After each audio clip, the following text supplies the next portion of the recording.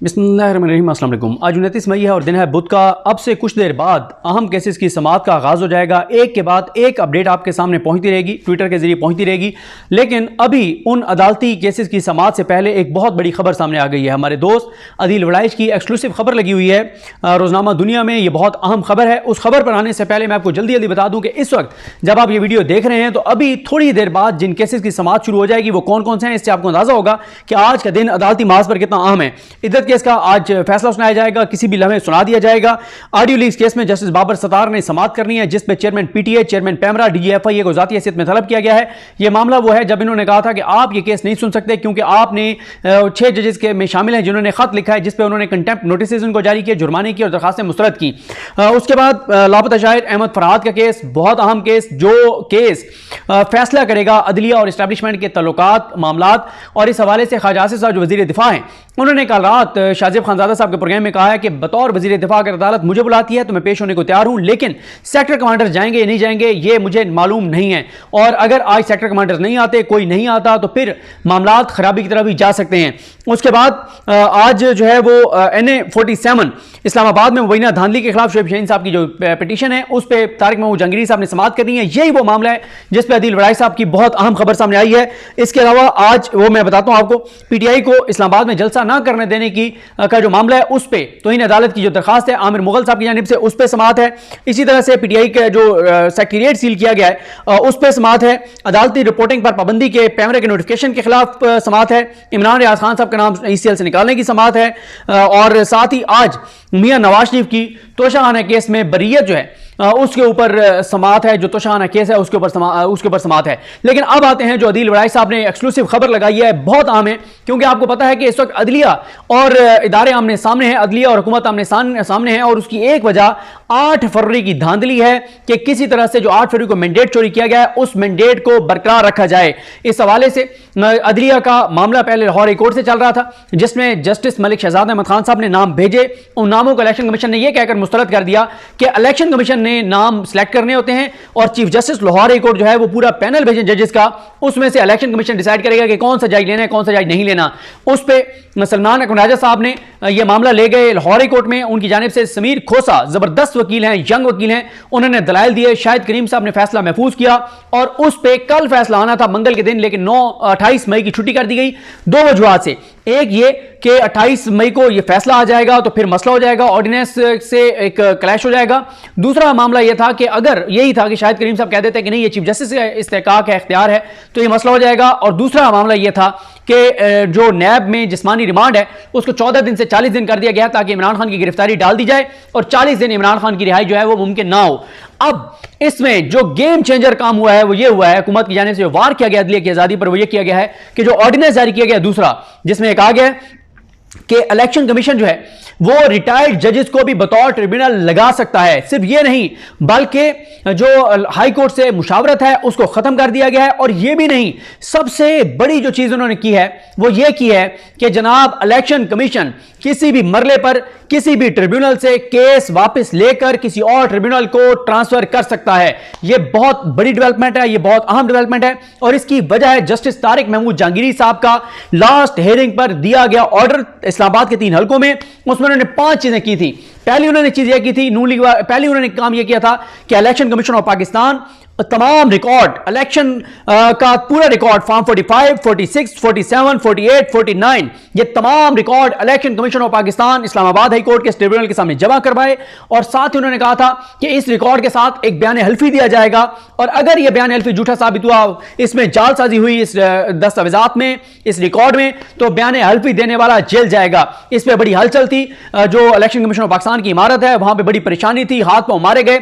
और अब हाल ये निकाला गया है कि तारिक महमूद जहांगीरी साहब से, जस्टिस तारिक महमूद जहांगीरी साहब से ये इलेक्शन पिटीशंस ही वापस ले ली जाएं और किसी और जज को ट्रांसफर कर दी जाएं। ये इख्तियार अब इलेक्शन कमीशन ऑफ पाकिस्तान को ऑर्डिनेंस के जरिए दे दिया गया है। ये अदलिया की आजादी पर हमला है कि इलेक्शन कमीशन जो फरीक है, और यही दलाइल दिए समीर खोसा ने वहां पे लाहौर हाई कोर्ट में शाहिद करीम साहब की अदालत में, जिसमें उन्होंने कहा समीर खोसा साहब ने कि हुजूर मामला यह है कि इलेक्शन कमीशन ने इलेक्शन करवाए, आरोज इन्होंने मुंतखब किए, ब्यूरोक्रेसी से आरोज इन्होंने लिए, धांधली इन्होंने की, डाका इन्होंने डाला, तबाही इन्होंने की, बर्बादी इन्होंने की, मुल्क से खिलवाड़ इन्होंने किया, और इन्हीं के खिलाफ इलेक्शन पिटीशन है।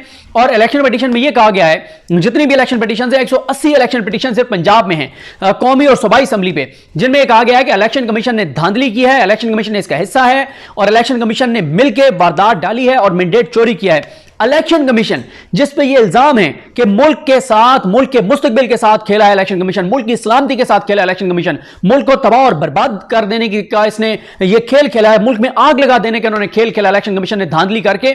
उस इलेक्शन कमीशन को अब हुकूमत ने, शहबाज शरीफ की हुकूमत ने आसिफ अली जरदारी की गैर मौजूदगी में कायम मकाम सदर यूसुफ रज़ा गिलानी के जरिए यह इख्तियार दे दिया है कि अब वो इलेक्शन कमीशन फैसला करेगा कि हमारे खिलाफ इलेक्शन पिटीशन कौन सा जज सुनेगा।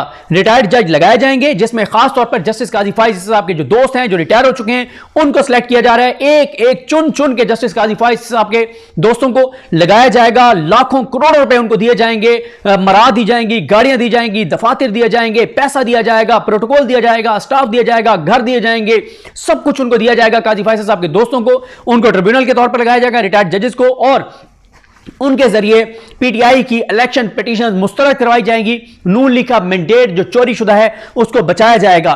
ना सिर्फ यह बल्कि इलेक्शन कमीशन को इख्तियार दे दिया गया है कि इलेक्शन कमीशन किसी भी मरले पर, यानी अब ये जो तारिक महमूद जहांगीरी साहब के पास 3 हलकों का है, 46, 47, 48, इलेक्शन कमीशन ये पिटीशन इनसे वापस ले लेगा, तारिक महमूद जहांगीरी साहब से, और किसी को भी दे देगा। क्योंकि तारिक महमूद जहांगीरी साहब ने एक ऑर्डर किया था कि पूरा रिकॉर्ड जमा करवाएं, दूसरा उन्होंने कहा था कि बयान हल्फी दें, तीसरा उन्होंने कहा था कि अगर नून लीग वाले ना आए तो एक्स पार्टी फैसला कर दिया जाएगा, इनकी गैर मौजूदगी में फैसला कर दिया जाएगा। चौथा उन्होंने कहा था कि अगर आरोज अगली समात पर ना आए तो इनके वारंट गिरफ्तारी जारी करूंगा, और साथ उन्होंने कहा था कि जो नहीं आ रहे उनके टीवी चैनल्स के ऊपर इश्तिहारात चलवाए जाएं, उनके इश्तिहारात चलाए जाएं और उनको हर सूरत में पेश करवाया जाए। और साथ उन्होंने सबसे अहम जो बात की थी, जिस वजह से इनकी कांपें टांग गई थी, जिस वजह से बहुत परेशान थे, उसमें तारिक महमूद जहांगीरी साहब ने कहा था कि इनका फोरेंसिक हम बैरून मुल्क से भी करवा सकते हैं। और आपको यह भी बता दूं कि तहरीक इंसाफ ने इस हवाले से बहुत अहम तहरीक इंसाफ ने तैयारी की हुई थी। तहरीक इंसाफ ने जितना इलेक्शन कमीशन ने वेबसाइट पे डाटा डाला था उसको सारा डाउनलोड कर दिया था, क्योंकि तहरीक इंसाफ के पास इत्तला ये थी कि इस्लामाबाद हाई कोर्ट के हुक्म के बाद जो है वो डाटा चेंज किया जा रहा है और उसमें रद्दोबदल किया जा रहा है, तो तहरीक इंसाफ ने उसको डाउनलोड कर दिया। साथ ही तहरीक इंसाफ ने यह फैसला कर लिया था कि दुनिया की सबसे बेहतरीन फोरेंसिक फर्म से इस्लामाबाद हाई कोर्ट को यह दरखास्त की जाएगी कि दुनिया की नंबर 1, जिस पे पूरी दुनिया का कंसेंसस है कि यह दुनिया की सबसे बेहतरीन जो फोरेंसिक की फर्म है, जो उससे फोरेंसिक कराया जाएगा इन दस्तावेजात का, और उसके ऊपर अगर 50 करोड़ लगेगा, 70 करोड़ लगेगा, 80 करोड़ लगेगा, 1 अरब लगेगा, जितना पैसा लगेगा, तहरीक इंसाफ वो अपनी जेब से, तहरीक इंसाफ अपने फंड से वो पैसा जारी करेगी,